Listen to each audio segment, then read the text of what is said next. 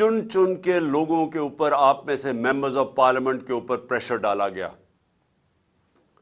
میں مظفر گڑھ کے اپنے ٹائیگرز کو کل ملا تھا، تو وہ مجھے بتا رہے تھے کہ ان کے اوپر کس طرح کا ان کو آفر کیا گیا.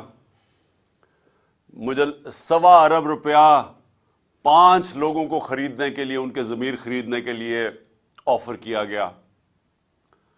اور چن چن کے لوگوں کو، میں اپنے گجرات سے ایک ایم پی اے سے ملا، تو اس نے بھی وہی بات کی جو زیادہ تر ہمارے ممبرز آف پارلیمنٹ کو بھی بتایا گیا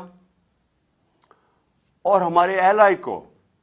اور میں آج یہاں خاص طور پہ چودھری پرویز الہی اور کاف لیگ کو بھی آج داد دیتا ہوں، آج خراج تحسین آپ کو بھی پیش کرتا ہوں، کیونکہ ایلائز کو بھی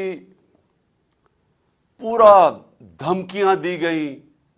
ہمارے لوگوں کو پہلے تو خیر آفر کیا گیا کہ دیکھیں نون لیگ میں چلے جائیں، اور پھر دھمکیاں بھی دی گئیں کہ اگر آپ نہیں جائیں گے تو یہ ہو جائے گا، ہم آپ فلانا کر دیں گے.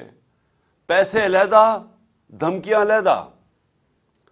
اور ایک چیز جو سب کو کہی گئی، میں آج آپ بھی ہیں اور یہ میری قوم بھی سن رہی ہے، یہ ایک چیز کہی گئی کہ دیکھیں پی ٹی آئی کی کوئی فیوچر نہیں ہے،